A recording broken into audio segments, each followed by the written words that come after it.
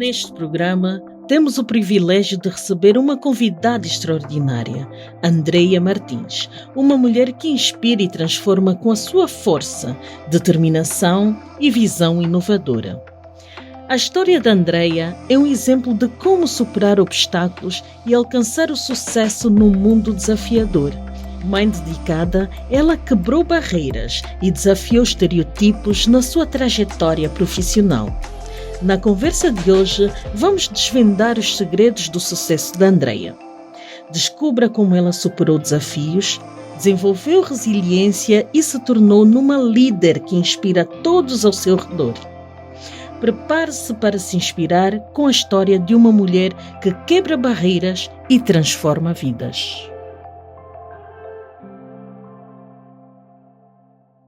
Saudações, sejam todos muito bem-vindos ao vosso videocast A Líder, o videocast do mundo de liderança no feminino. E hoje trago uma grande líder. Ela é líder, é coach, é mãe, ela chama-se Andreia Martins. Saudações, Andreia. Saudações, Nilza. Muito obrigada pelo convite, muito honrada por fazer parte desta paleta de mulheres inspiradoras, por ser considerada alguém que pode contribuir para inspirar outras mulheres.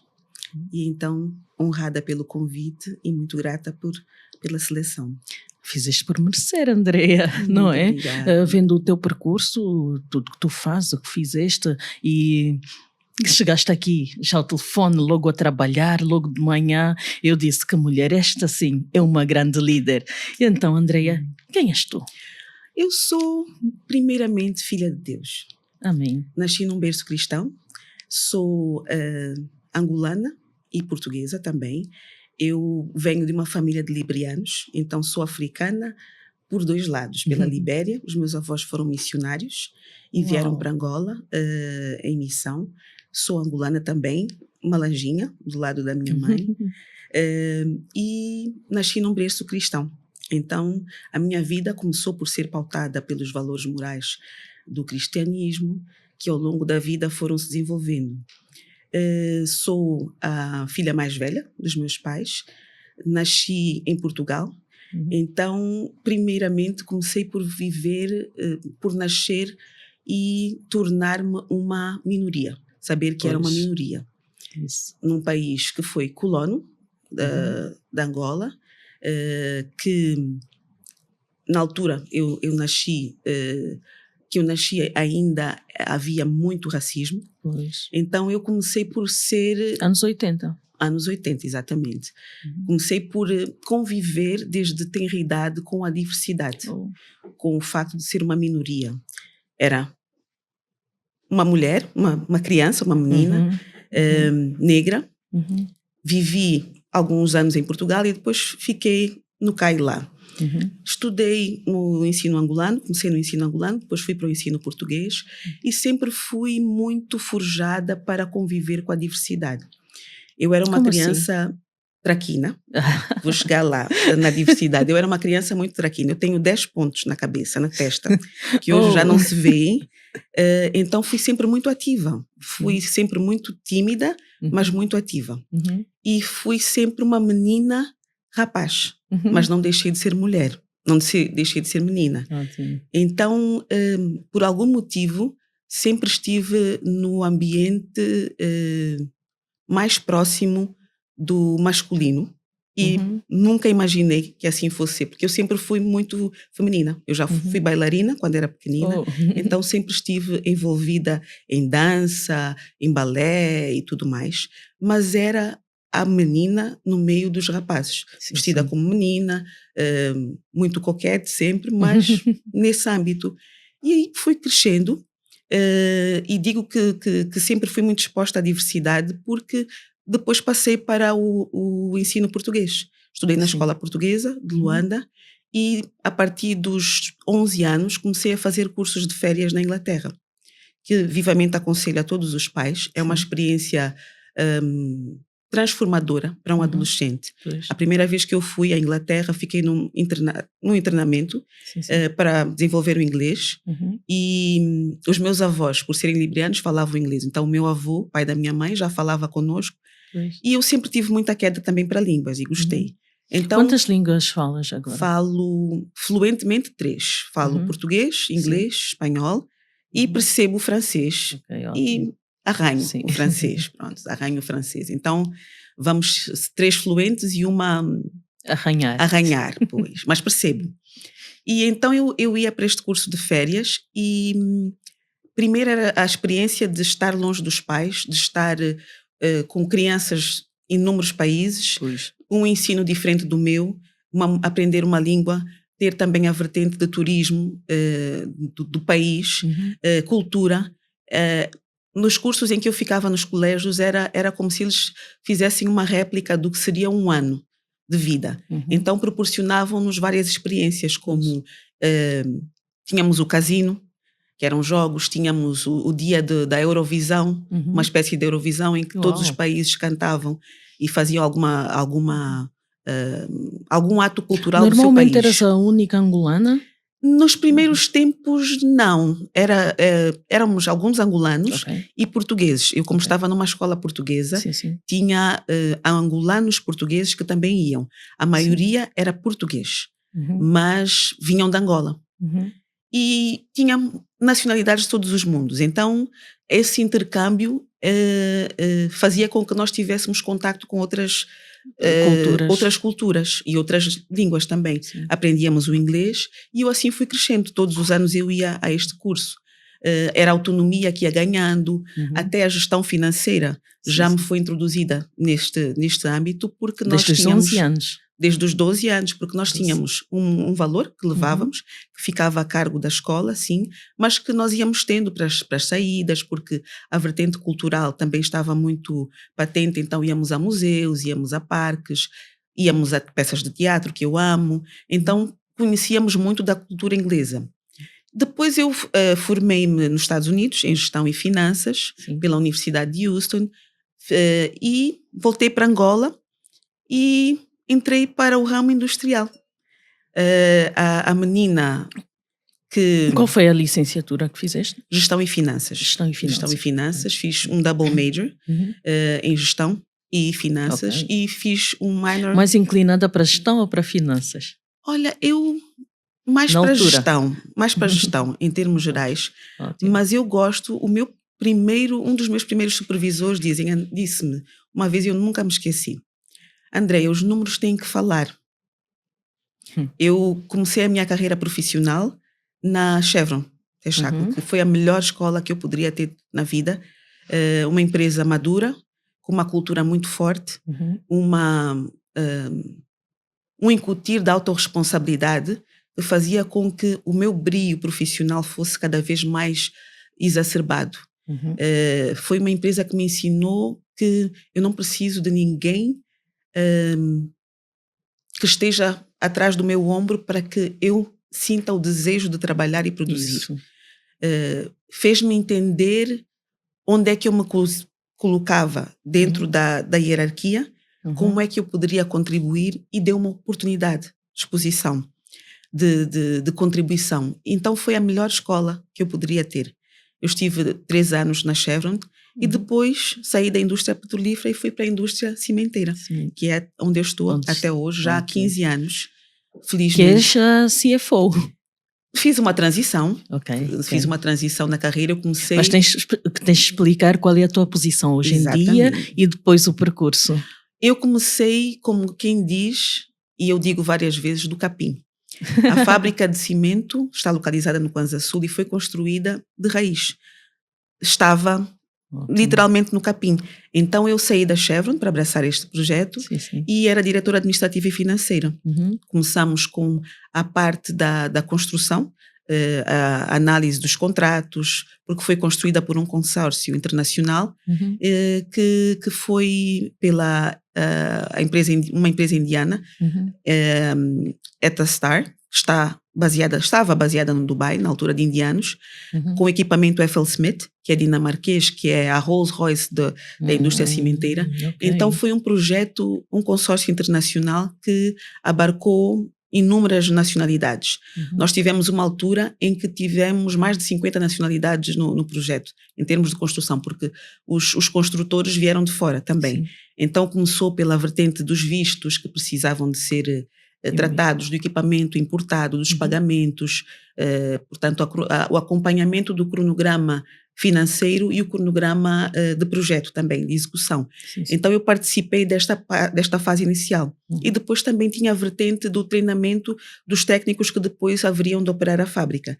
Então era o recrutamento, a montagem do escritório, a guest house, a recepção, o processamento de vistos, toda esta vertente. Quando é que começou todo este processo? Começou em que ano? 2008. Começou em 2008. Então eu estou na fábrica de cimento desde 2008 até 2024, na data presente. E fui transitando nesta carreira como diretora administrativa e financeira, fui tendo cada vez, o meu escopo de influência foi aumentando, até que cheguei à posição de administrativa e financeira. E já sou administradora há cerca de 8 anos. 8 anos. 8 anos, sim. 8 anos, Já sou administradora há cerca de 8 anos. Talvez um pouquinho mais, que agora não me estou a recordar. Mas o ano passado tive o certificado e recebi o título com muito orgulho de 15 anos de casa. 15 anos. Então, estou na fábrica de cimento. E ao longo desta carreira fui também tendo uma vertente empreendedora, mesmo sendo administradora da fábrica de cimento, tendo alguns negócios próprios, e fui sempre muito impulsionada à resolução de problemas. Aprendi desde muito cedo que um profissional é medido e valorizado pela sua capacidade de encontrar soluções. E deparava-me com obstáculos ao longo do cotidiano da operação, e a indústria, talvez quem não esteja num ramo industrial não tenha tanto essa percepção. Sim. Mas é um ramo muito dinâmico, que nós lidamos com pessoas, com máquinas, lidamos com processos que precisam de existir, tem a vertente financeira, tem a vertente operacional, então a monotonia não faz parte quase do nosso dicionário. Okay. Então são sempre situações ímpares, singulares, são desafios sempre diferentes. Quais são os maiores desafios que acha que enfrenta? É com pessoas ou com processos? Eu acho que é o combinar o perfil das pessoas e ajustá-los aos processos. Exatamente. Uma das coisas que me fez desenvolver a subcarreira na qual estou já há 3 anos, 3 anos, que é o coaching, a área de formação, foi mesmo o perceber que nós temos perfis diferentes. Eu fui introduzida no ramo da formação através da FEBRACIS, que é a instituição brasileira que forma coach integral sistémicos. Eu também sou coach, boa. Entretanto, tornei-me coach e formadora. Ótimo. E criei uma empresa de desenvolvimento e capacitação do capital humano. Acumen Global. Acumen Global. Há quanto tempo? A Acumen Global já foi criada há 6 anos. Eu tive a oportunidade de fazer uma formação na Acumen Global, uma formação no Dubai, e foi uma experiência única. Foi uma experiência de formação como nunca tive, porque gostei muito da experiência dos formadores. Na sua maioria eram formadores já aposentados e que tinham muito para passar, e de outras realidades, de várias nacionalidades. Tinha um indiano que muito me marcou, e independentemente disso, da formação, tinha a vertente de formação e tinha a vertente de conhecer o país, que era o Dubai, um pouco da história, visitas, tínhamos pouco tempo para dormir. Isto é uma reclamação. Mas não, em todo momento aprendemos e tivemos também lazer. Gostei imenso, e como é, quem formou, portanto, é a fundadora, mas também teve na idealização de como seriam as formações, tudo? Tive. A Acumen Global foi mesmo, aliás, o nosso diferencial. Eu também sou formadora da Acumen Global. O nosso diferencial é precisamente esse. Mais do que sermos formadores académicos, que têm o conhecimento teórico do que é a gestão, do que são as boas práticas de soft skills, de alguma área específica. Nós somos profissionais executivos que trabalham em algum ramo específico e lidamos diariamente com a gestão. Sim, sim. Diariamente somos confrontados com os desafios de um profissional, com a resolução de problemas, com a gestão dos nossos liderados, com a implementação dos projetos e objetivos que a empresa tenha preconizados e com a gestão de pessoas. E sabemos que o trabalho, os projetos são feitos através de pessoas e que nós, mais do que liderar pessoas ou chefiarmos, temos que motivá-las e impulsioná-las a darem o melhor que elas tenham para dar. Então nós, enquanto formadores, falamos por experiência própria e podemos de alguma maneira conectar em primeira mão ou falando da nossa própria experiência aos nossos formandos. Então é muito uma partilha. E o Corporate Infuse, nós assim chamamos a formação que a Nilza fez, é uma simbiose entre a formação, o treinamento e o lazer. A sede da Acumen está no Dubai e o Dubai é aquele encanto de país. É o melhor, o maior, o mais diferenciado do mundo. Então, por que não juntar o prático, o útil ao agradável e proporcionar uma experiência? Porque para nós, mais do que formar, é proporcionar uma experiência formativa. Algo que nos impacta de tal forma que nós nunca mais nos esqueçamos, que nós sintamos que ficou impregnado no nosso DNA a experiência. Sem falsa modéstia, temos um leque vasto de formadores com muita experiência, com um currículo de muito respeito. E procuramos inovar sempre, procuramos estar muito conectados com os avanços, com as boas práticas, com as conferências a nível mundial que fazem simbioses entre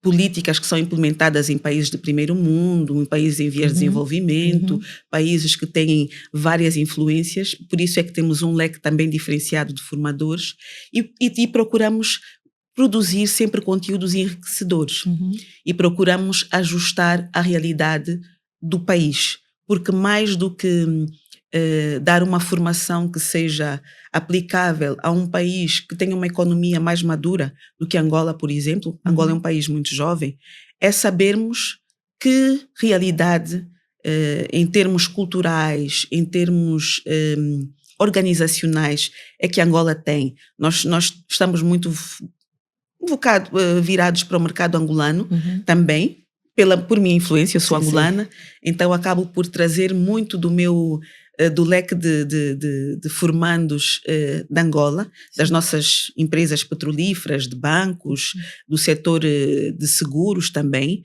e nós temos muitas particularidades que precisam ser levadas em conta.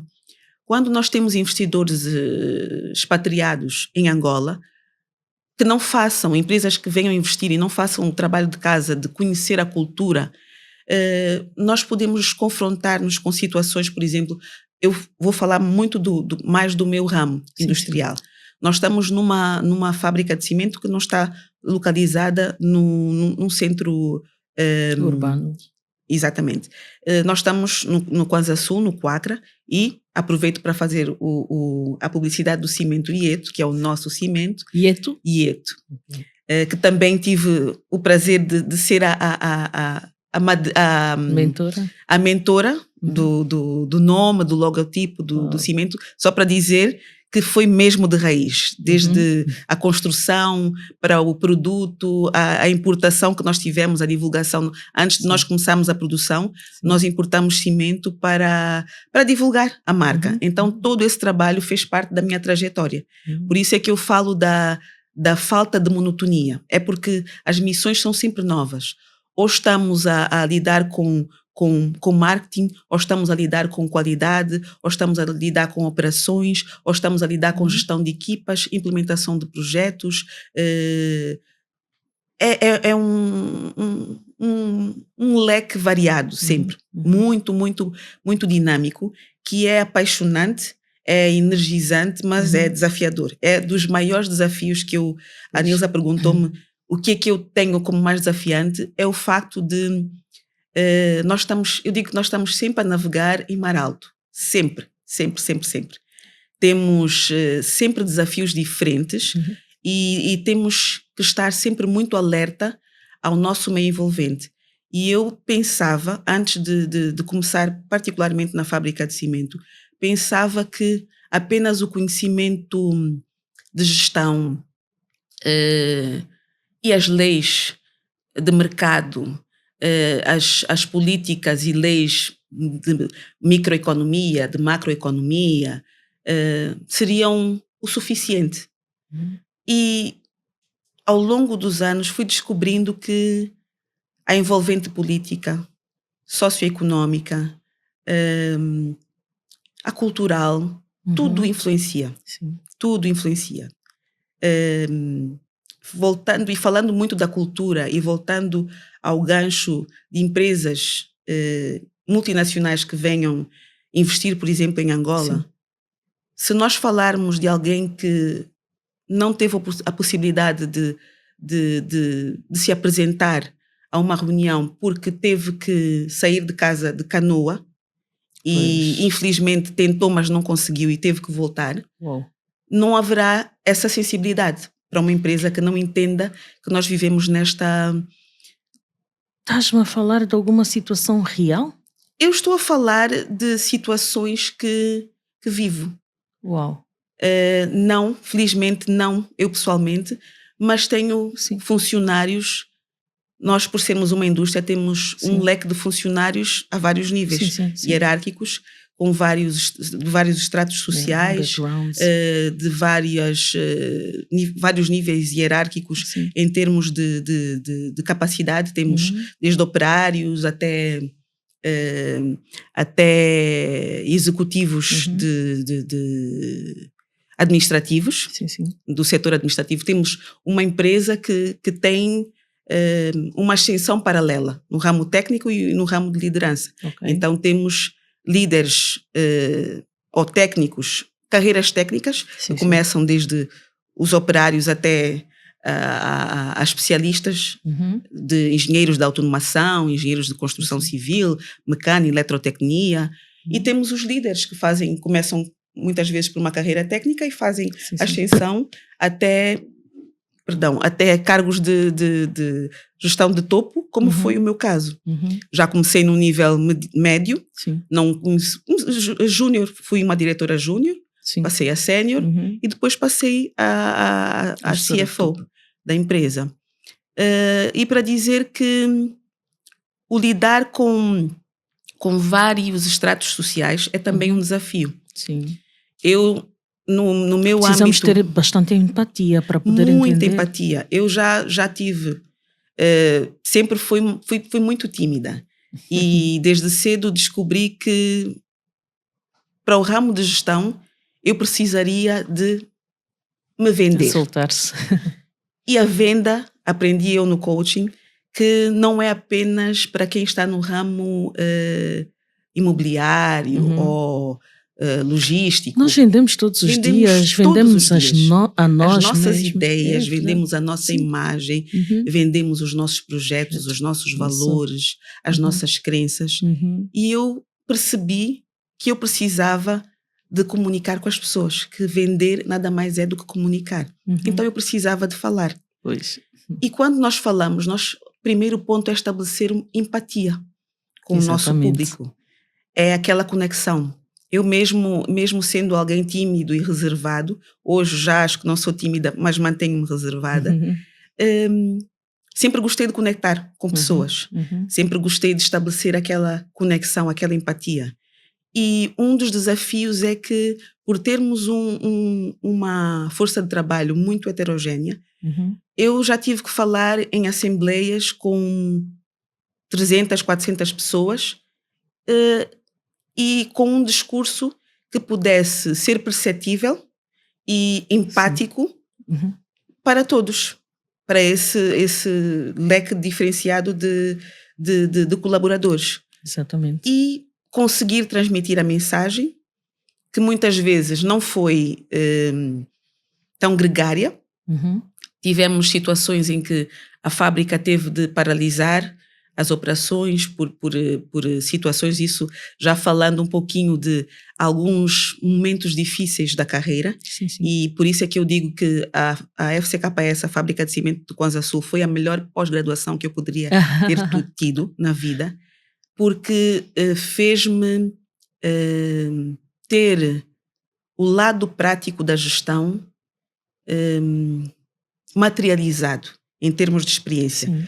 Porque uma das situações que eu sempre senti, ou situações não, mas um dos sentimentos que eu tive enquanto estudante era algum pendor abstrato na gestão.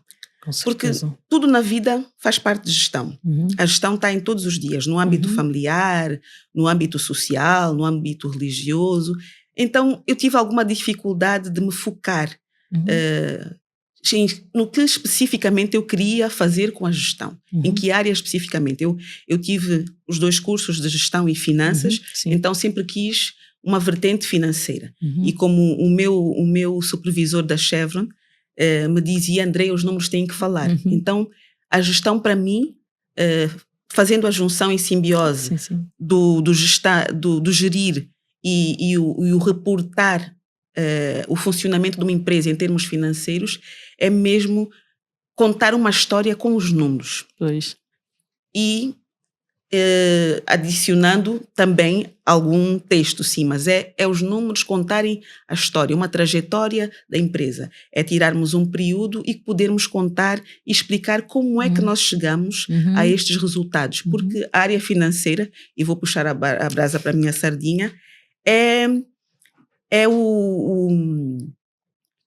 como se fosse o tubo de ensaio para onde todos os elementos entram. Entra a vertente produtiva, entra a vertente de prestação de serviços, entra a vertente de motivação para os funcionários, de gestão do capital humano, a área de suporte, tudo se traduz em números. Números que são geridos na contenção de despesas, números que são despendidos na execução orçamental, quando temos que realizar algum projeto, no funcionamento geral. Então, tudo se traduz em números. Então, para mim, dizem que eu digo que a fábrica de cimento tem vários corações e vários cérebros, porque todas as áreas dizem que são o cérebro, são o coração. Todas as empresas puxam a brasa para a sua sardinha. E eu puxando aqui para as finanças, é como se fosse o tubo de ensaio onde se faz onde se dá a reação química de tudo aquilo que a empresa tem como produto. E todos os ingredientes e todos os elementos são colocados. E nós temos que produzir um linguajar financeiro que seja perceptível àqueles que são financeiros e os que não são. Ótimo. E contar a história e a trajetória da empresa. E que tudo se revela. Por que se gastou mais? Por que se gastou menos? As perspectivas são diferentes. Quem produz está interessado na produtividade, em que as máquinas não parem, em que o produto seja construído, tem uma perspectiva. Quem está a gerir os fundos tem outra perspectiva. Quer que a empresa produza, mas quer que ela seja eficiente, quer que ela use os seus recursos da melhor maneira possível, quer aproveitar janelas de oportunidade para compras, quer otimizar atividades, ter sinergias. Então, são perspectivas diferentes. Eu, enquanto estive na Chevron, fui a primeira pessoa que estive num cargo em que fazia mesmo essa ponte entre as operações e as finanças. Eu era analista de orçamento na Chevron e fui para o Asset Team, que é a parte dos ativos. Então, era uma financeira no meio dos engenheiros, dos geólogos, e lá está, a minha experiência de infância com a diversidade serviu-me muito nesse aspecto, porque eu normalmente sou a mais nova, muitas vezes a única negra e muitas vezes a única mulher. E por estar num âmbito industrial muito mais masculino, eu sou a mulher no meio dos homens e a mais nova também. E como é que te sentes neste meio? Achas que tens que muitas vezes te afirmar, tens que muitas vezes, se calhar, usar uma capa para poderes afirmar? Uma das coisas que eu tentei sempre não fazer é usar essa capa. Ok. A diversidade e o facto de eu ter tido, graças a Deus, muito boas influências ao longo do meu crescimento fez com que eu tivesse muita consciência da minha identidade. Há uma diferença entre senso de identidade e senso de valor e autoestima.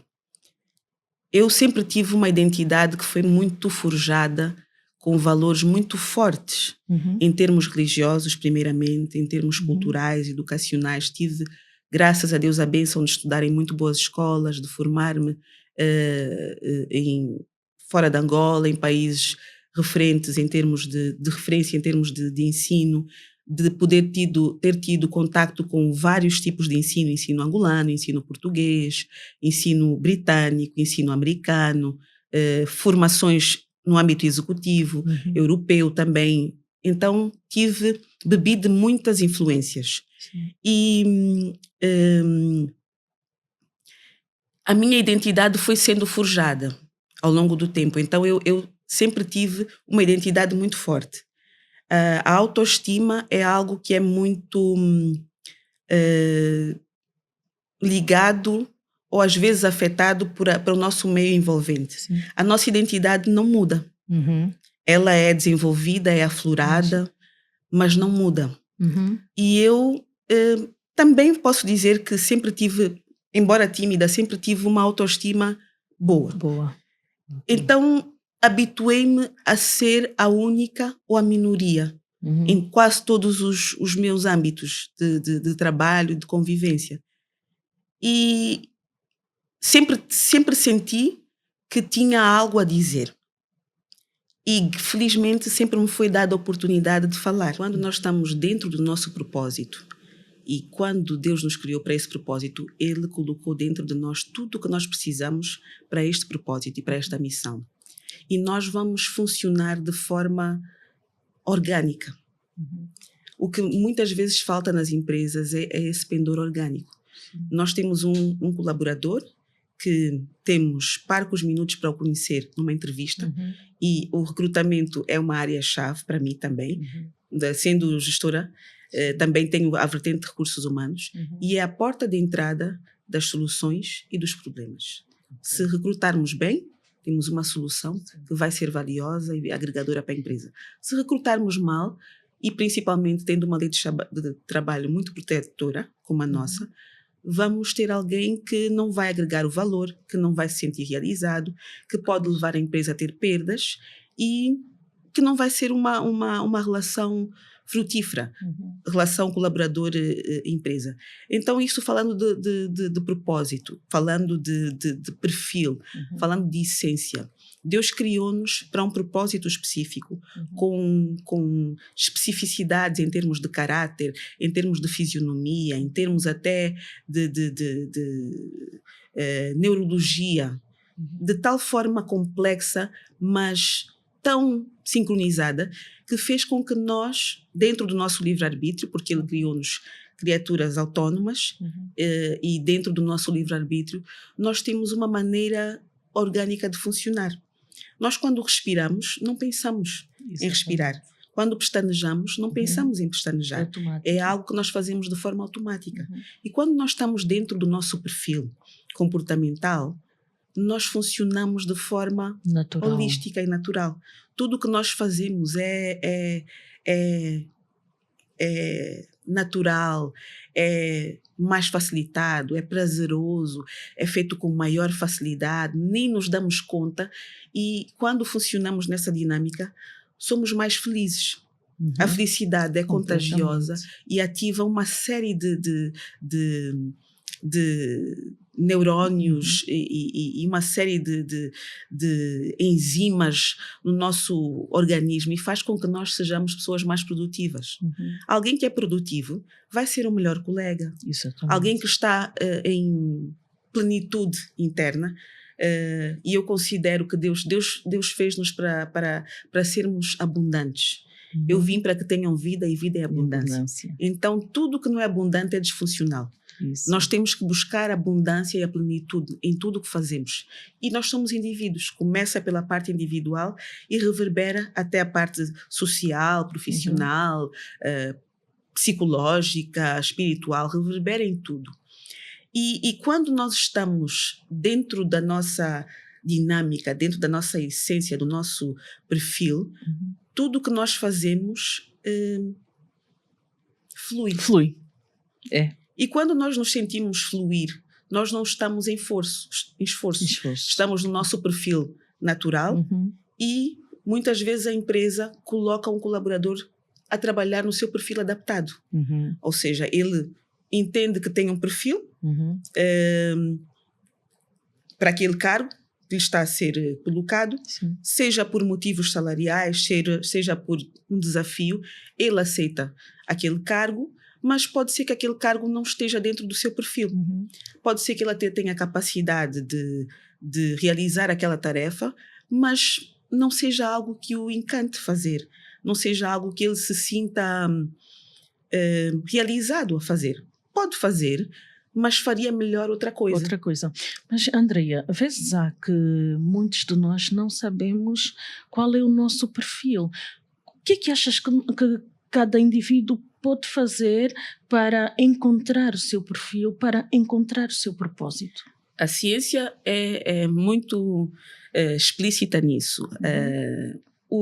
Há vários testes e a Acumen também proporciona esta possibilidade de se poder fazer um teste de análise do perfil comportamental. Maravilha. Então, existem testes a serem feitos. Temos o DISC, que é um muito mundialmente usado. Temos o Clarity 4D, que é um outro que é usado por uma outra plataforma, que também é semelhante ao DISC, e que define que nós, humanos, temos essencialmente 4 perfis comportamentais. Não vou... Temos o influente, temos o dominante, temos o conforme e temos o dominante, influente, conforme e o estável. É o S. E dentro deste perfil existe uma linguagem, um dialeto, vamos chamar assim, um dialeto. O dominante tem uma comunicação muito mais firme, mais decidida, mais voraz, vamos dizer assim. O influente é o perfil mais... Eu sou influente, por acaso. Sou influente estável. Eu sou influente estável. Porque normalmente a pessoa tem um perfil dominante, mas é uma combinação dos 3, em percentagens diferentes. Mas há normalmente 2 que se refletem com maior incidência. E, com esses testes... nós podemos ter conhecimento do nosso perfil comportamental. Uma das coisas que eu quero instaurar mesmo na fábrica de cimento de Kwanza Sul é que nós possamos fazer um teste de análise de perfil comportamental dos candidatos para posições específicas. Exatamente. Porque é um teste que naturalmente tem o seu custo e quando no processo de recrutamento, numa fase mais cimeira, podemos fazer o teste. Vamos supor que tenhamos 3 candidatos top, podemos fazer aqueles 3 que sejam os que se estejam a destacar e então tentar ajustar o seu perfil comportamental ao cargo e à posição que nós estejamos a recrutar. Porque tudo isso o perfil comportamental afeta a maneira como nós comunicamos, a maneira como nós gostamos que comuniquem connosco e o nosso funcionamento, a maneira como nós funcionamos, a linguagem, o tipo de áreas mais adequadas. Por exemplo, se nós pusermos um conforme o conforme é aquele que é ligado a detalhes, é muito detalhista, é rotineiro, é muito forjado para processos. Em que posição estariam pessoas com este perfil? Contabilidade, por exemplo. Aquele trabalho rotineiro, que exige muita atenção. Exige perícia, atenção. Se puser-se um conforme numa área comercial, por exemplo, ele estará a trabalhar em esforço. Isso. Uma área que se tenha que expor, que tenha que falar, que tenha que fazer uso da criatividade, do carisma. E depois essas pessoas são rotuladas como incompetentes. Exatamente. Quando não são, somente não estão adequadas ao seu perfil. Então, muita importância eu dou a isso que a ciência explica com esses estudos que pensólogos desenvolveram ao longo de séculos.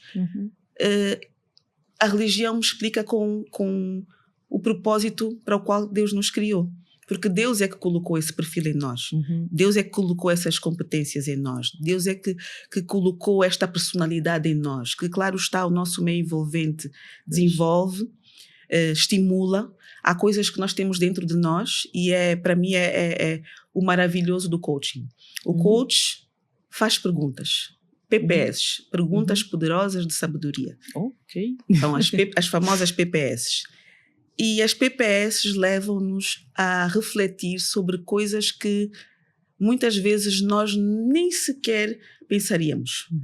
Eu costumo dizer que nós temos que prestar muita atenção ao nosso diálogo interno.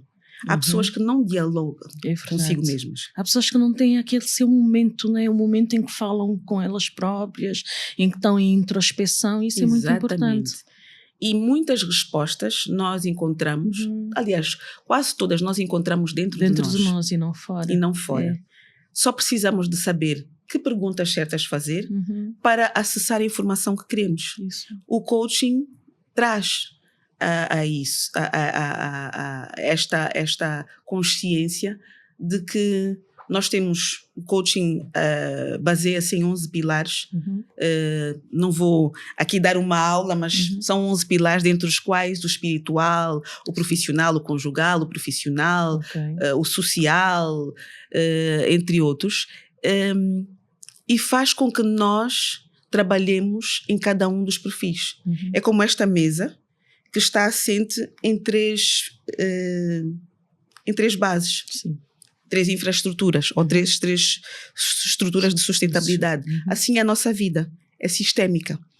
Não adianta eu ser uma boa profissional se quando eu chego a casa não estou de bem com a minha situação de solteira, ou a minha situação de casada, ou a minha situação de mãe solteira, ou mãe casada, ou divorciada, seja qual for a minha situação. Eu tenho que estar de bem com todos os meus pelouros. Sim. Com todos os meus pilares. Não adianta que eu tenha uma vida profissional que me entrega 100% se eu não tenho uma vida social, que tarde ou cedo vai afetar a minha vida profissional. Então tem que haver um equilíbrio em tudo que nós fazemos. Claramente, o segredo está no equilíbrio. E para mim o equilíbrio eu tenho 2 princípios. Equilíbrio dinâmico e plenitude progressiva. O equilíbrio dinâmico é a consciência de que o equilíbrio não é um estágio permanente. O equilíbrio são momentos e que, como uma balança, precisa de ser compensado. A balança, o seu pêndulo vai se equilibrando. Há poucos segundos, e aí vamos traduzir para a vida, há poucos momentos e fases da nossa vida que nós estamos num equilíbrio de 180 graus. A balança é móvel. E nós temos que ter consciência que ela sim o é. Estão a ver a pessoa que estudou. Estão a ver a pessoa que estudou. Estudem. Estudar é algo que também me encanta. Encanta-me aprender. Eu estou sempre muito disposta e peço sempre a Deus que me dê humildade para nunca achar que eu sei tudo. Não dá. Nunca achar que eu Só já sei que aprendi o nada suficiente. sei. Só sei que nada sei e o saber não ocupa lugar nenhum e ninguém me pode tirar. Ok, Andreia. Ok, estudar é muito bom, trabalhar também, pelo que vemos, mas a vida é só isso? Tem família, vida social? Vida social. Lá está, mais uma vez, voltando para o coaching. Voltando para os pilares. Sim. Ser coach não é assumir um personagem. Que quando está no palco, tem um roteiro, está dentro de um cenário e tem um comportamento. E quando as luzes se apagam, este comportamento toma a forma de um outro personagem.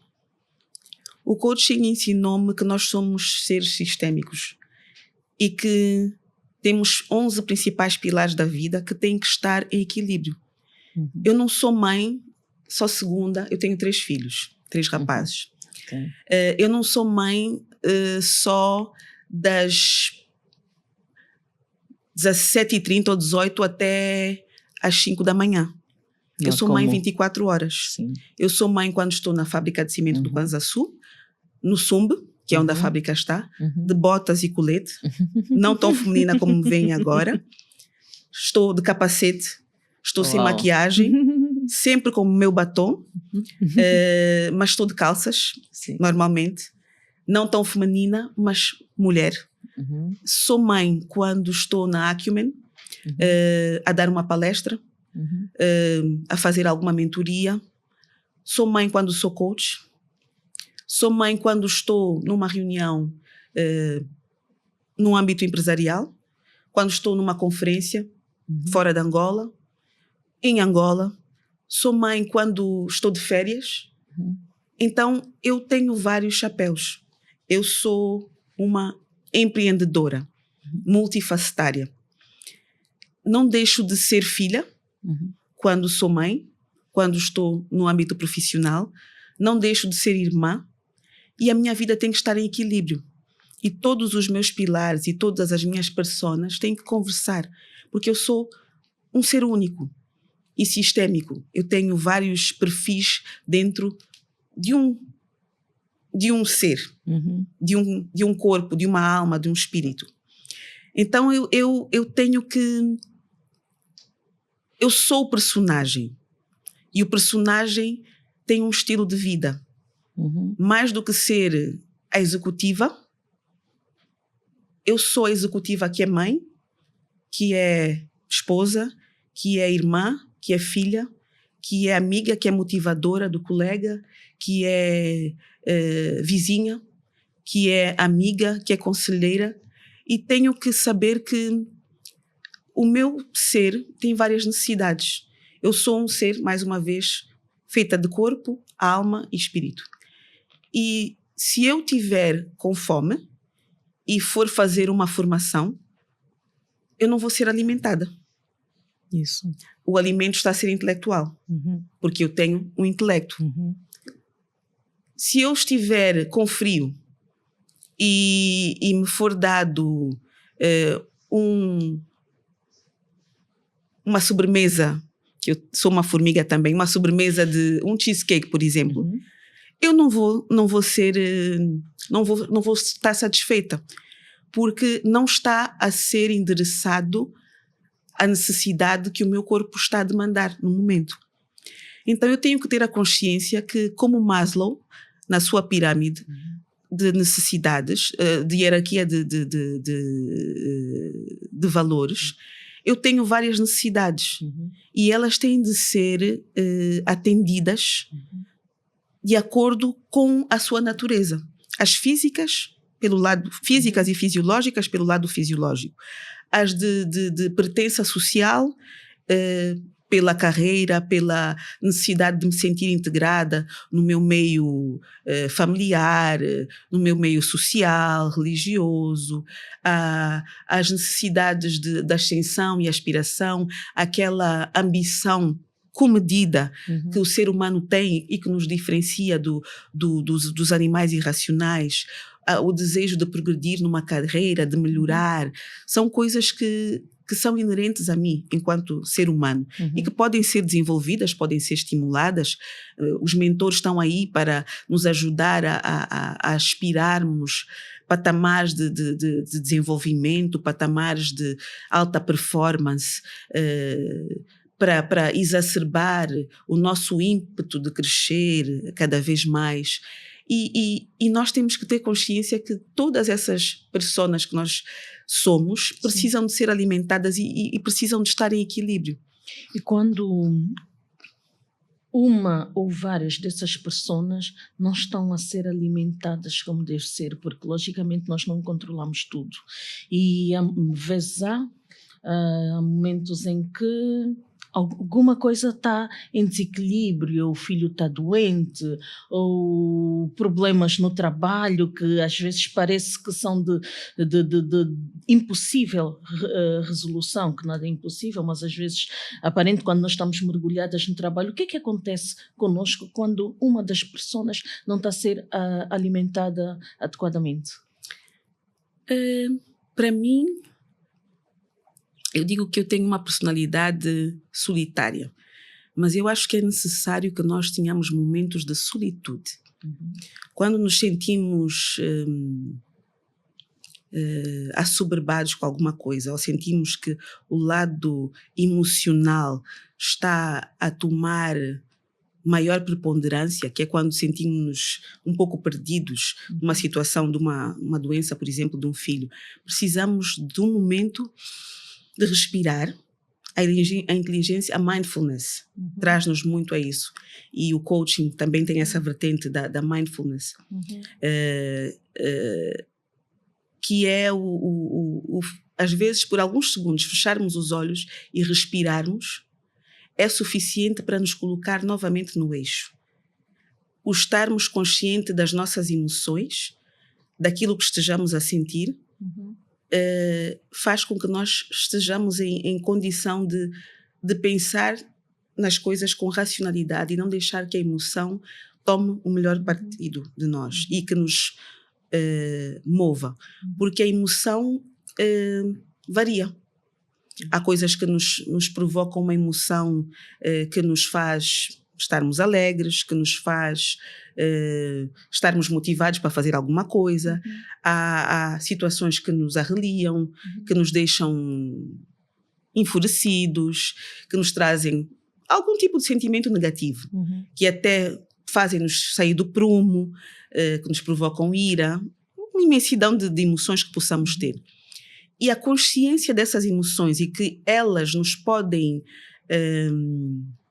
conduzir, precisa de estar em nós.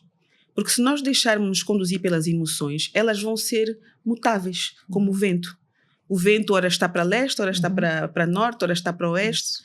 E a racionalidade é mais científica, é mais previsível, é mais lógica, vamos chamar lógica. E pode ser replicada.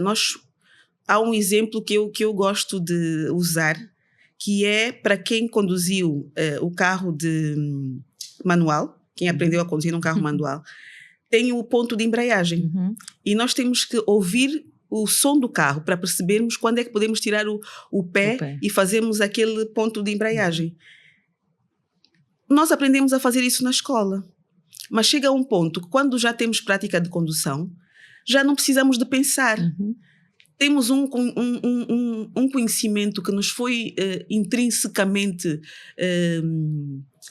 forjado e que depois passa a ser automático como um respirar. Mas é uma coisa que tem uma lógica. Se eu fizer o ponto de embreagem de maneira diferente, o carro vai deslizar. Então eu preciso de ter essa consciência, esse aprendizado. E é o que a racionalidade e a lógica nos traz, versus o facto de nós muitas vezes não estarmos conscientes das nossas emoções e deixarmos que as nossas emoções nos conduzam. A emoção é importante para a empatia, por exemplo, mas ela tem de ser controlada. Se eu tiver um colaborador que chega com uma situação e está desesperado e chora, se eu chorar com ele, não estou a ajudar. Isso. Eu preciso de ser empática o suficiente para me poder conectar, de colocar-me no lugar dele e poder perceber o que ele poderá estar a sentir e como é que eu poderei ajudar. Mas preciso de estar consciente da racionalidade sobre como pensar para poder ser de valia em termos de aconselhamento. Porque nós só somos bons conselheiros dos outros porque não estamos imbuídos nas emoções que eles têm ou que estejam a ter. Porque quando nós conseguimos segregar ou controlar as emoções, nós conseguimos que o lado racional tome preponderância. Que, em termos de gestão de vida, é o que precisa de prevalecer. Ou precisa de haver um equilíbrio entre o emocional e o coaching. Faz muito o equilíbrio entre a razão e a emoção. Mas não deixa que a emoção comande a razão. A razão comanda a emoção. E aí temos o equilíbrio. Ok. Andreia, quais são as tuas inspirações? Quem são as tuas inspirações? Muitas inspirações eu tenho. Eu gosto muito de aprender. E gosto muito de conversar com pessoas mais velhas. Eu habituei-me a estar sempre, a ser sempre a mascotinha dos lugares onde estive. Então, tive sempre homens e mulheres. Tenho muitas inspirações de mulheres. Tenho o que em inglês chama The WOG, Women of God. São mulheres de Deus que a Bíblia é para mim dos maiores manuais. Tem solução para tudo. Tudo, absolutamente tudo. E dentro da Bíblia nós temos nações que têm a sua constituição baseada na Bíblia. Só para demonstrar que não é apenas para os cristãos, não é apenas para a religião. São os valores morais. Então eu tenho 3 mulheres de Deus que muito me inspiram. Uma delas é a minha avó, é a pastora Rita Weba, que é pastora metodista também, já é aposentada e inspira-me muito em termos daquilo que eu considero que seja a base, que é o incutir de valores morais. Ela não vem antes da minha mãe, ela é madrinha da minha mãe por acaso, não vem antes da minha mãe, mas está equiparada, porque ela eu já só tenho ela como avó, não é mãe nem do meu pai nem da minha mãe, que já faleceram ambos, mas é a única avó viva que eu tenho, que ela foi casada com um irmão da minha mãe, então é madrinha da minha mãe e é a minha avó querida. A primeira inspiração que eu tenho é a minha mãe. A primeira referência foi a minha mãe, de quem muito me orgulho e que é a minha maior fã, a minha maior impulsionadora. O maior suporte. O meu maior suporte. Ela acredita em mim, não porque eu seja a pessoa mais inteligente, mais competente, mais graciosa do mundo, mas porque ela reconhece o valor que Deus colocou em mim.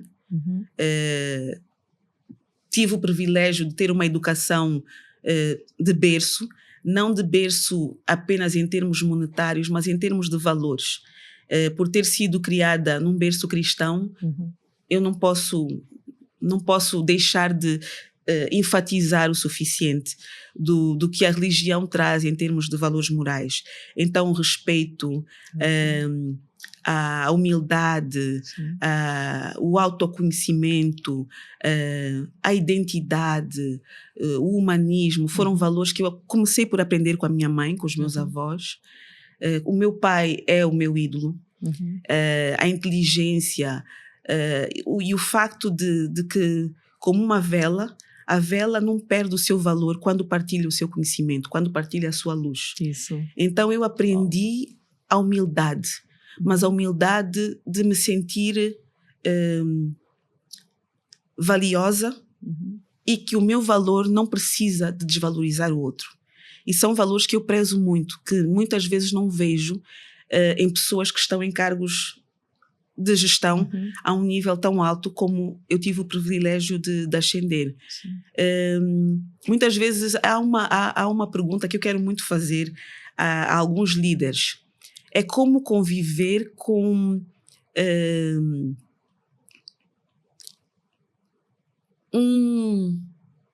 uma carreira sólida, uma experiência vasta, uma inteligência ímpar, e continuar a ter desejo de aprender e a humildade de aprender com pessoas que a sociedade diga, pelo cargo que ocupam ou pela posição que tenham ascendido hierarquicamente, que estejam abaixo de nós. Sim. John Maxwell, eu sou também coach por John Maxwell, é um homem que me admira por isso.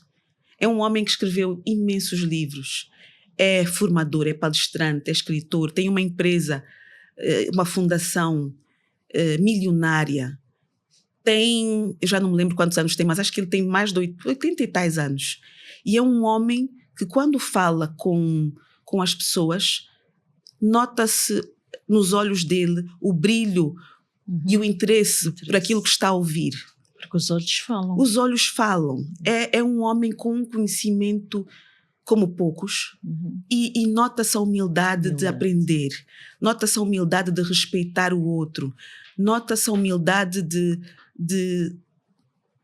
poder. A sociedade coloca-nos em rótulos e em caixas e diz que nós somos sénior, somos júnior, porque ascendemos a um patamar. Isso.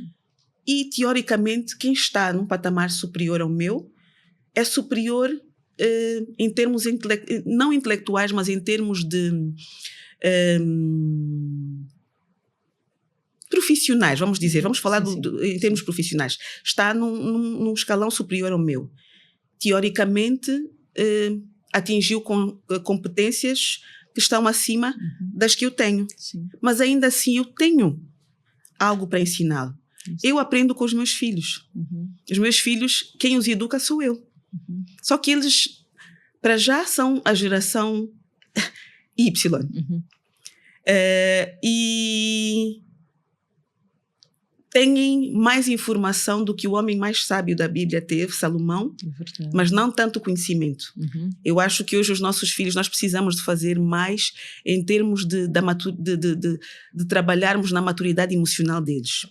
Porque eles têm uma vivência muito digital, que é o que o mundo nos obriga, e eu sou sempre adepta de não deixar que o tradicional e aquilo que é eficiente, que é virtuoso no tradicional, seja preterido pela tecnologia, pela inteligência artificial, pela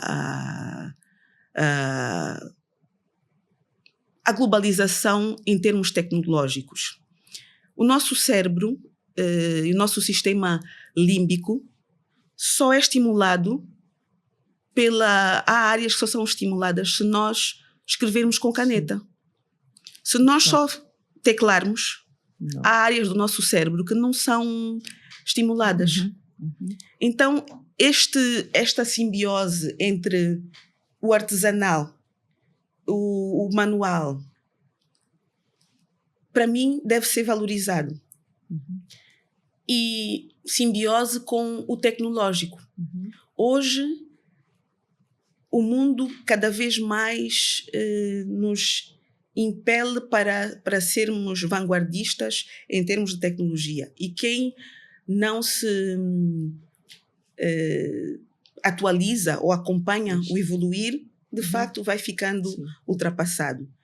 Mas falamos de humanismo, de atendimento humanizado, falamos de medicina humanizada. Por quê? Se nós somos humanos. É porque alguma coisa nós estamos a perder. Estamos. E precisamos de resgatar. Isso. Eu vejo que isto é a tecnologia que muitas vezes faz com que eu vá fazer uma chamada para alguma instituição e seja atendida por um robô e não sinta a empatia do robô. Ele pode resolver alguns problemas, mas há alguns que ele não vai conseguir porque não tem o lado humano. Exatamente. E em algumas indústrias, em alguns ramos, está a ser perdido. Nós estamos a ter os nossos postos de trabalho substituídos por máquinas e, a meu ver, precisamos de nos diferenciar das máquinas. E como é que nós fazemos? Resgatando aquilo que se está a perder um pouco, fruto daquela informação que não se traduz em conhecimento. A informação pura.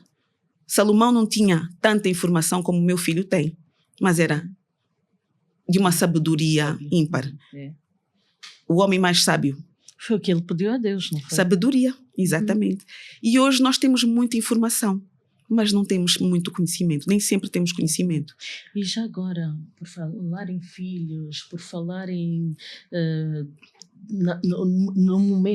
no momento em que nós vivemos, temos muitos jovens que nos estão a assistir, que gostariam de ser líderes como tu és, que gostariam de ter a informação na palma da mão, que gostariam de ser sábios. Que conselhos é que dás aos jovens, principalmente às mulheres, para teres uma mulher, mas aos jovens no geral, para crescerem profissionalmente e conseguirem alcançar os seus objetivos? Olha, o primeiro conselho é a leitura. Sim. Quando nós lemos, nós viajamos. A leitura, os filmes que nós vemos. Eu, por causa do coaching, tive que fazer o que eles chamam de TCC, Trabalho de Conclusão de Curso. Que, para além de atender, nós temos que fazer uma série de exercícios, temos que ter contacto com as ferramentas e temos que ler imensos livros e ter sempre um aprendizado a tirar destes livros. Eu sempre, gostei muito de ler e também escrevo.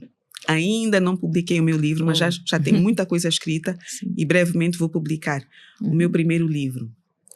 E uma das coisas que aguça o meu cérebro é a leitura. É incrível como é que o nosso cérebro toma uma dinâmica fluida em termos de pensamento quando nós lemos. E é algo que nós, infelizmente, na cultura angolana, não temos muita cultura de fazer. Pois. A leitura acho que é dos melhores companheiros e recursos para um desenvolvimento intelectual, cultural, a aquisição de conhecimento. Nós fazermos uso da tecnologia mesmo, do facto de termos na palma da nossa mão uma série de formações, uma série de palestras. O Google é o professor, é a biblioteca. Nós só precisamos até temos facilidade de encontrar os livros, temos palavras-chave para encontrar aquilo que procuramos. É verdade. Basta que sejam referências, sites que tenham referência científica. Temos a capacidade de ter acesso a muita informação. Temos palestrantes que falam, temos um leque imenso de profissionais que têm conteúdos que já entregam grátis. Claro está que é sempre necessário fazer um investimento adicional quando nós queremos mais do que o básico, que acaba por ser apenas um chamariz, mas temos muito conhecimento. Nós temos que ter o nosso lado financeiro também muito pensado. Nós não podemos ter o nosso dinheiro presente comprometido com dívidas. Pois. Apenas. E lá vem o meu lado financeiro também. É preciso tirar algum valor da nossa renda para investir no nosso autoconhecimento. Isso. No nosso profissionalismo. No nosso aguçar daquilo que sejam as nossas competências. Se não houver esse investimento consciente, vamos ficar ultrapassados. Por melhores que sejamos, vamos ficar ultrapassados, porque o mundo está tão dinâmico em termos de informação.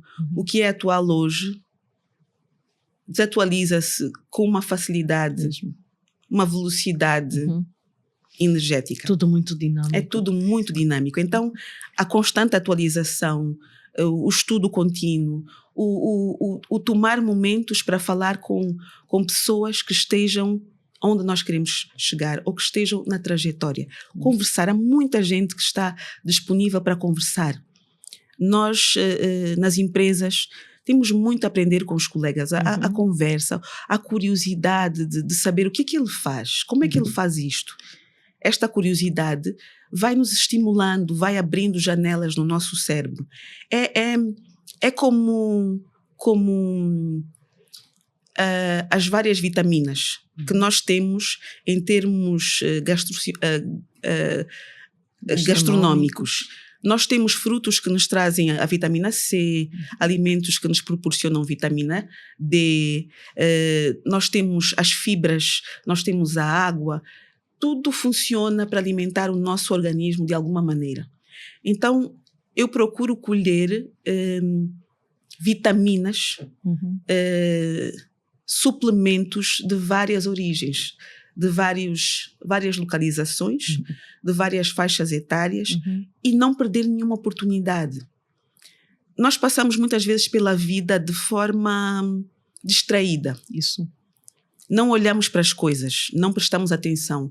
Quando eu olho para as estrelas, num dia em que eu chego a casa e esteja a subir as escadas, o olhar para as estrelas e perceber como é que elas brilham, provoca algo em mim. O olhar para uma paisagem, logo de manhã, e ver como é que o sol nasce, as cores e tons que ele toma, provoca algo no meu cérebro. Vai fazer com que, quando eu chegar ao meu ambiente de trabalho, se eu me deparar com uma situação desafiadora, a minha disposição vai ser diferente do que se eu sair de casa na corrida, sem prestar atenção a nada, sem respirar o ar puro da manhã, sem ouvir os passarinhos que alguns de nós têm o privilégio de ter na sua janela cantar logo cedo. Se eu não prestar atenção a essas coisas que me afetam e influenciam e fazem com que a maneira, o meu estado de espírito, o meu estado emocional, a minha alegria, a minha capacidade de encarar desafios, a minha tolerância com os outros, o meu gosto por aprender, a minha capacidade de absorver, tudo isso influencia. E é algo que o coaching tem-me trazido muita consciência. Por isso é que é um mundo, uma subcarreira que eu abracei e que me apaixonou profundamente. Porque funciona para nós nos autoliderarmos. Muitos de nós autossabotamos-nos. Porque não temos um autoconhecimento. Não sabemos que gatilhos é que nos impulsionam para fazer algo de produtivo e que gatilhos é que nos tiram do prumo. Porque todos nós temos essa capacidade de sair do prumo. Agora, irai, mas não pequeis. O que é que nós fazemos quando estamos irados? O que é que nós fazemos quando nos sentimos acuados? O que é que nós fazemos quando estamos inseguros? O que é que nós fazemos quando nos é dado um cargo de liderança e nós temos a possibilidade de exercer o nosso poder, de escolher ser tiranos, autocratas, democráticos? O que é que nós vamos fazer? Tudo depende de como é que nós estamos forjados, tudo depende dos nossos valores. Como é que nós podemos ter valores morais? É com as nossas avós? É com alguém que promova alguma instituição social, por exemplo? É sentarmos com alguém que tenha alguma instituição, por exemplo, que apoie? Por que essa pessoa teve aquele ímpeto? Nós estamos sempre expostos a vários estímulos. Nós andamos pelo mundo e encontramos pela rua pessoas diferentes, com perfis diferentes, e todas elas têm alguma coisa que nós podemos beber. É como o ar. O ar tem partículas que nós inalamos. E eu ando pela vida e procuro andar inalando partículas e tendo filtros para aquelas que não sejam tão virtuosas. Que é para poder ter virtude naquilo que eu absorvo. E uma coisa que eu considero muito importante, que muitos de nós talvez não execute, e eu tenho tentado de forma intencional fazer. nós temos que saber identificar aquilo que vai aguçar as nossas competências e as nossas capacidades intelectuais e que esteja dentro do nosso propósito. Mas há coisas que nós temos que desaprender. Há convicções que nós temos que podem ser erradas, Sim. podem ser desenquadradas com o contexto ou podem ser inadequadas para a altura. Uma convicção que funcionou durante vários anos, estando eu diante de um cenário diferente, um ambiente diferente, pode já não ser pertinente. Sim, sim. Há 2 livros do Spencer Johnson, Quem Moveu o Meu Queijo e o Como Sair do Labirinto. Okay. Eu, por acaso, gosto de ler este, de Como Sair do Labirinto. Por acaso este não conheço. Não sei se é assim tão novo, okay. Mas são livros pequenos, sim, muito simples, campeões de livraria, em termos de vendas, dos livros mais lidos do mundo, e que fala muito, este último, Como Sair do Labirinto, é uma continuação do Quem Moveu o Meu Queijo, e que fala de como é que nós reagimos às mudanças, que postura é que nós temos. Sim. Aquilo que nós tivemos, às vezes, 10 anos como uma verdade lapalice, podemos chegar à constatação de que, afinal, pode ser que exista um prisma diferente deste azul. Pode ser um azul ciano, um azul petróleo. É azul. Mas azul claro, azul escuro. E podemos perceber um espectro diferente. E muitas vezes isto sempre foi azul. Aprendi que era azul. Entretanto, o arco-íris conversou com uma outra cor da sua palete e transformou em... O amarelo e o verde transformaram-se num outro tom de azul. Só que a minha convicção às vezes me pode impedir de conseguir perceber este verde, ou este tom de azul, porque eu não aceito que pode haver mutação, que pode haver, e aí trago a química, um elemento químico a reagir com outro, cria uma outra solução, cria um outro composto químico, cria uma outra cor, voltando para o arco-íris. E se eu mantiver-me nas mesmas convicções, há nuances que eu vou perder. Então, isto para dizer que nós precisamos de saber o que desaprender. Há coisas que nós devemos desaprender. Porque uma medida, em termos empresariais, que sempre funcionou de uma determinada maneira, num contexto diferente, pode ser inadequada.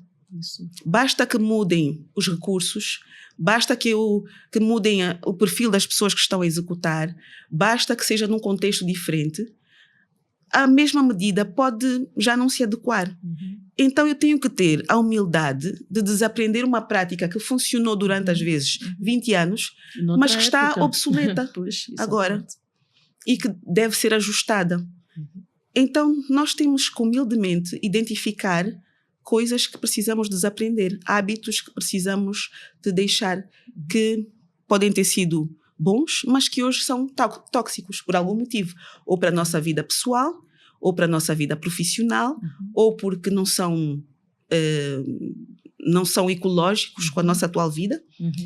Enquanto eu era solteira, eu comecei na Chevron e nunca fiz rotação, nunca estive na plataforma, mas já fiz aquela rotação de estar 15 dias, foi o máximo que eu fiquei, em Malongo, era Malongo. Hoje não seria ecológico para mim. Sim. Eu tenho 3 filhos, um adolescente, um pré-adolescente. Não, tenho já um adolescente jovem adulto. Já está prestes a sair da adolescência. Tenho um adolescente e tenho um pré-adolescente. Hoje, na fase de vida que eles estão, não seria ecológico para mim passar um mês fora de casa. Com certeza. Numa rotina constante. Eles estão numa fase que demandam a minha presença. Não seria ecológico para o tipo de vida que eu tenho, para a carreira que eu escolhi, porque sou irrequieta, então tenho vários chapéus aqui. Então, ou estou na Fundação Arrave, que é a minha fundação, que eu tenho o lado filantrópico também, ou estou com atividades da Acumen, ou estou com a FCKS, ou estou com outros empreendimentos que eu também tenho, que não tenho uma gestão participativa ou executiva, mas que também tenho pendor de acompanhamento em termos alto nível. Então não seria uma vida ecológica se eu tivesse esse tipo de vivência em termos profissionais. Era ecológico para mim quando eu era solteira, quando não tinha filhos. Hoje não é. Então, o fazer uma escolha deste tipo, hoje, não seria ecológico para a minha vida. É um aprendizado que a vida me trouxe, que a experiência e a maturidade da maternidade me trouxe, mas para dizer que tudo que tiver um hábito que não esteja em sintonia com o estilo de vida que eu tenho atualmente, é algo que eu tenho que deixar de fazer. E eu tenho que ter a consciência de que vão existir situações dessas na minha vida, identificá-las e, paulatinamente, reajustar os meus hábitos e o meu estilo de vida para que a minha vida seja ecológica e equilibrada. Ok. Andrea, para terminar, podes citar uma frase com a qual te identificas ou de que gostes e o autor? Em que âmbito? Em estilo de vida, profissional? Em que âmbito? Profissional. Profissional. São várias. Eu tenho várias. Pode ser da Bíblia também. Pois não tenho nenhuma em particular. Vou falar de algo que é o que eu procuro que seja o meu estilo de vida. E que de alguma maneira tem várias influências. Sim. Não é apenas um pensador que me inspirou, foi uma trajetória. Nunca te esqueças da tua essência, nunca te esqueças do teu propósito, nunca te esqueças de que és a única pessoa que convive contigo 24 horas, 7 dias por semana, 365 dias, às vezes 366 dias por ano. Vive a tua trajetória, sê o teu próprio competidor e aquele que traça os teus próprios objetivos. Deixa-te estimular e influenciar por aquilo que seja virtuoso. Pensa em tudo que é bom, tudo que é perfeito, tudo que é agradável. Vive a vida progressivamente, pensando que o teu amanhã tem de ser melhor do que o teu ontem. Sê generoso contigo. Sê ecológico em tudo o que faças. Entende que a felicidade gosta de companhia. Torna-te feliz. A felicidade é uma busca que tem a ver comigo, não tem a ver com a Nilza. O que faz a Nilza feliz não é o mesmo que me faz. Ser fiel às tuas próprias convicções. Ser comprometida contigo mesmo. Procura vencer os teus desafios de forma honrada, de forma humilde, de forma respeitosa. Não te canses de aprender. Não te canses de evoluir. Não te canses de olhar para aquelas coisas que nós só vemos quando paramos, que é o cantar de um pássaro, que é os tons de uma flor, que é o sorriso de uma criança, que é algo que funciona na minha farmácia neural como estímulo, que funciona no meu lado emocional como manutenção da essência humana que eu tenho. Não deixes que a tecnologia te tire a essência daquilo que tu és, mas não deixes que aquilo que tu és te impeça de conhecer aquilo que é o novo. Tem sempre o desejo por aprender, por buscar o novo. Ser feliz em tudo o que fizeres. Ser comprometido com a tua própria paz, com a tua felicidade, com o teu bem-estar. Não deixes que ninguém te traduza o que é a tua paz, que te obrigue a assumir um valor com o qual tu não possas conviver. E sabe que tu és um inquilino aqui neste mundo e a tua renda é o servir. Então serve a ti mesmo, serve a Deus e serve a teu próximo. Assim vais ser valorizado a ti mesmo, o autovalor irá estar permanentemente no teu coração e no teu ser e vais servir ao teu próximo. Porque a Bíblia diz, ama o teu próximo como a ti mesmo. Eu não posso amar o meu próximo se eu não amar a mim mesmo. Então a primeira pessoa a quem eu devo servir sou eu. O primeiro ser a quem eu devo servir é Deus. E o terceiro ser é o meu próximo. Serve na tua família, serve no teu bairro, serve na tua empresa, serve na rua, serve na igreja, serve num restaurante e olha nos olhos das pessoas para que tu entendas como é que estás a impactá-las e deixa de ser impactada por elas e vive a vida em plenitude. É isso que eu tenho a dizer. Obrigada. Obrigada eu. E assim foi mais um episódio do Videocast A Líder, o seu videocast do mundo de liderança no feminino com a grande líder e coach Andreia David. Subscreva o nosso canal e ative o sininho das notificações. Até a próxima.